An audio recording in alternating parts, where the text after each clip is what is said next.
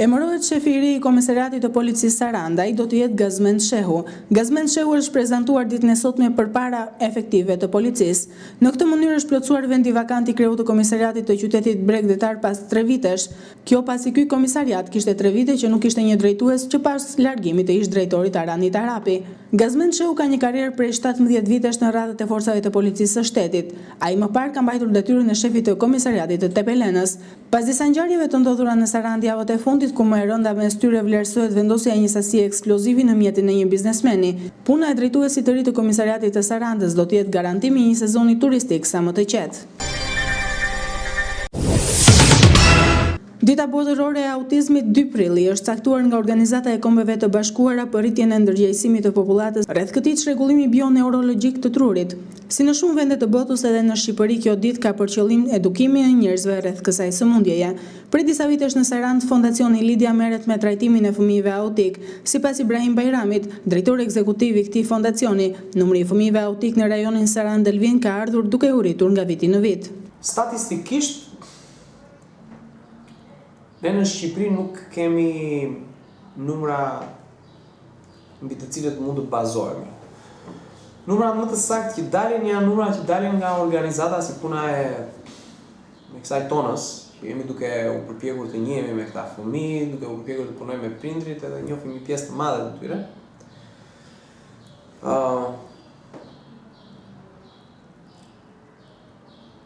Mekanizmat e tjera shoqërore, shtetërore që janë të ndërtuara janë paksa më pak eficiente për të pasur të dhëna konkrete për arsye sepse jo të gjithë fëmijët marrin trajtim mjekësor. Kjo mund të ishte një mënyrë për të identifikuar ata. Jo të gjithë fëmijët me autizëm marrin trajtim mjekësor. Një mënyrë tjetër për të identifikuar ata mund të ishte nëpërmjet asistencës sociale, por jo të gjithë prindrit e fëmijëve me autizëm zgjedhin që të kërkojnë asistencë. Ndihmë ekonomike, po prapë jo të gjithë prindrit e këtyre fëmijëve zgjedhin të kërkojnë ndihmë ekonomike, kështu që është paksa e vështirë. Të vetmet institucionet të cilat mund të sjellin statistika ndoshta më afër asaj që është reale, janë organizata si puna e organizatës tonë. Dhe këto të dhëna që ne kemi aktualisht janë përherë në rritje. Ne na duket se numri është gjithmonë edhe në rritje. Për sa i përket statistikave të mirë mbajtura, do të thosha se në Amerikë, statistika e vitit 2001, krahasimisht me statistikën e vitit 1990, tregonte një rritje të numrit të fëmijëve me autizëm me 30%. Kjo lloj rritjeje ka qenë në vazhdim. Në Evropë, megjithëse mjekët kanë filluar që të jenë më të ndjeshëm ndaj autizmit prej vitesh tashmë, shikojmë që kemi një ngritje dramatike të fëmijëve të prekur nga autizmi. Në Gjermani na thuhet se kemi një përqindje të ndodhshmërisë së autizmit tek fëmijët në 2%. 2% është marramendse si shumë, është një numër i cili ne nuk kemi as pak të përgatitur për si Shqipëri. Jo si Shqipëri, por gjithë bota nuk ka qenë e përgatitur për këtë lloj numri. Për arsye se i bie që në çdo paralele të shkollës, le të themi Ademsheme apo nëntetorit të qytetit, ku ka nga 100 fëmijë në secilin prej paraleleve, të ketë diku te 2 fëmijë me autizëm. Ndoshta edhe më tepër, po të ketë të paktën 2 fëmijë me autizëm. Të gjithë, besoj unë, gjeneratat që janë diku nga 20 vjeç edhe më sipër, arrin që të kujtojnë që kur kanë qenë në shkollë nuk është se ka pasur fëmijë që kishin probleme të tilla siç po shohim sot që kanë fëmijët me autizëm. Ne nuk kemi pasur shok të tillë, nuk kemi pasur në paralelin tonë, nuk kemi pasur as të paralelin më poshtë, as të paralelin më sipër. Mund të ketë qenë ndonjë djalë apo ndonjë vajzë që kishin ndonjë zhvillim paksa të vonuar mendor, po kaq. Nuk ishte se kishin provokime të tilla kaq serioze sa kanë fëmijët me autizëm sot. Kështu që për sa i përket statistikave ne të gjithë e kuptojmë sepse jemi të gjithë duke bërë një statistikë në mendjen tonë që kemi një problem i cili nuk ekzistonte më përpara. Është një problem siç janë statistikat me ngritje të kancerit të gjirit, apo statistikat me ngritje të kancereve në stomak, apo në zonën e trash, të gjitha dihet, domethënë, nuk kanë qenë më përpara kaq të mëdha sa që janë sot, dhe sot kanë një rritje më të madhe. Ndoshta ajo domosdoshmërisht një vdekshmëri më të madhe për shkak të edhe sensibilizimit dhe trajtimit më të hershëm, por sido që të jetë një ndodhshmëri më të madhe.